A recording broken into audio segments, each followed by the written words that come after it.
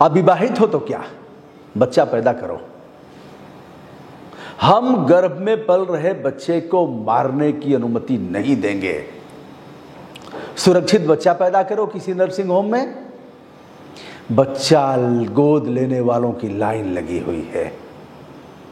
तुम्हारा नाम गोपनीय रखा जाएगा, तुम्हें कोई जानेगा भी नहीं। बच्चा पैदा करने के बाद तुम चली जाना, अपना जीवन यापन करना, लेकिन बच्चे को मारने की अनुमति हम कदापि नहीं दे सकते। दोस्तों, मामला बड़ा मजेदार है और एक अविवाहित लड़की बच्चा पैदा करने जा रही है। 24 महीने का उसका गर्भधारण लगभग हो गया है। उसने दिल्ली उच्च न्यायालय में याचिका दायर किया और कहा कि हुजूर, बच्चा को गर्भपात कराने की अनुमति दिया जाए। दो न्यायाधीश, जिसमें दिल्ली उच्च न्यायालय के मुख्य न्यायाधीश सतीश चंद्र शर्मा भी शामिल थे, उन लोगों का दिमाग चकरा गया। शुरू हुआ संविधान और कानून की किताबें पलटने और नजीर देखने का शुरू हुआ क्रम, लेकिन उसके बाद भी बच्चे को खत्म करने की अनुमति नहीं दिया। कहा हम मारने की अनुमति नहीं दे सकते। पूरा मामला जानिए। 25 साल की लड़की के संबंध किसी लड़के से थे। दोनों एक साथ रहते थे, दोनों में अच्छी दोस्ती थी और रहते रहते फिर संबंध, शारीरिक संबंध इस आधार पर कायम हुए कि हम दोनों शादी करेंगे और इस बच्चे को हम मारेंगे नहीं। शादी जल्दी हो जाएगी, इसलिए कोई कुछ कहेगा भी नहीं। अब लड़का मुकर जाता है कि हम तुमसे शादी नहीं करेंगे। इस बीच बच्चा हो जाता है 20 सप्ताह का। क्या कहता है इस मामले में कानून, क्या कहता है और क्या कहता है न्यायालय, इस मामले में हम आपसे बात करेंगे आज के इस वीडियो में। चिकित्सीय गर्भ समापन अधिनियम 2003 के अनुसार किन किन परिस्थितियों में बच्चे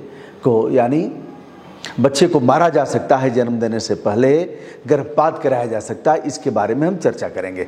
यह न्यायाधीश थे सतीश चंद्र शर्मा और दूसरे न्यायमूर्ति थे सुब्रमण्यम प्रसाद। और वकील ने कहा कि साहब 226 के तहत लोकहितवाद में आपको असीमित शक्तियां प्राप्त हैं। जनहित याचिका में बहुत पावर है हुजूर, उस पावर का प्रयोग करते हुए इस बच्चे को समाप्त करने की अनुमति दिया जाए। याची की तरफ से यह भी कहा गया कि मैं अविवाहित हूँ, समाज क्या कहेगा, लोग क्या कहेंगे, मानसिक स्थिति हमारी ठीक नहीं है। हुजूर, उसने दगा दे दिया। ऐसी स्थिति में हम बच्चे को लेकर के जाएंगे कहाँ, लोग क्या कहेंगे, समाज में हमारी स्थिति क्या रहेगी। मानसिक अवसाद की दशा को देखते हुए एक मनोचिकित्सक की हैसियत से हमारे मामले को देखा जाए हुजूर, और बच्चा को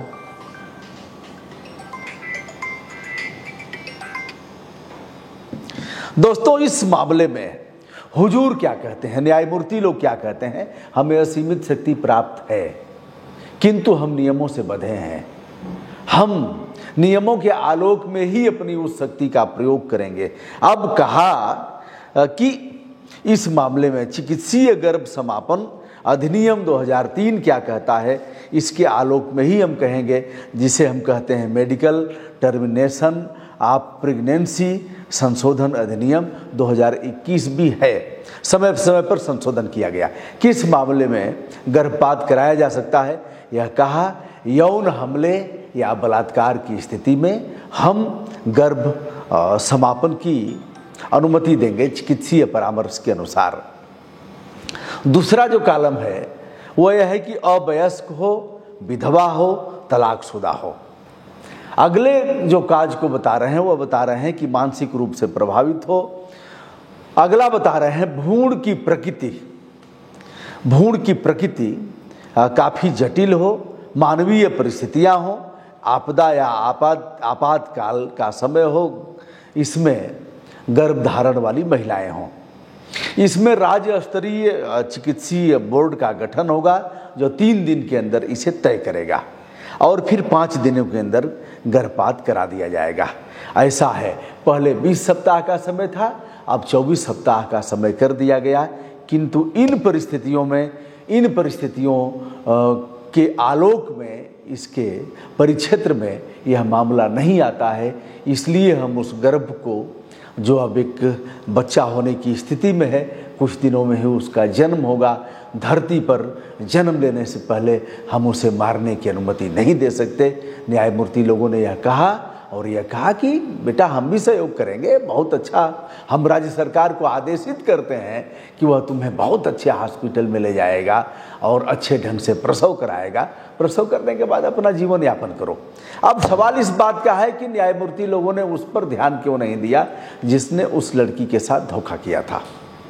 यह मामला जो याचिका आप करेंगे, याचिका में जो आपकी मांग की जाएगी, उसी परिप्रेक्ष्य में सुनवाई होगी। उसके लिए अलग से जो मुकदमे का नियम है, सीआरपीसी, आईपीसी और अन्य जो नियम, जो कानून है, उसके तहत ही आप कोर्ट में जाएंगे और कोर्ट उसको सुनेगा। सुन करके यथोचित कार्रवाई आदेश करेगा और कार्रवाई कराएगा। किंतु इस मामले में केवल और केवल जो गर्भ धारण किया गया है, कोर्ट ने कहा कि आपसी सहमति के आधार पर यह फिजिकल रिलेशन हुआ है, इसलिए हम इस भ्रूण को, जो एक तरह से अब बच्चा जो बच्चा अब कुछ ही दिनों में बाहर आएगा, हम उसे मारने की अनुमति नहीं देंगे।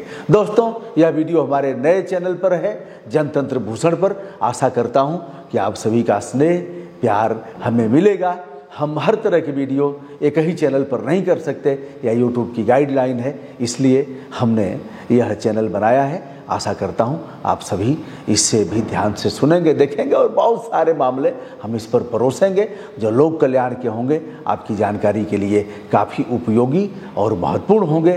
मैं हूँ ब्रजभूषण दुबे, यूट्यूब चैनल ब्रजभूषण मार्कंडे से।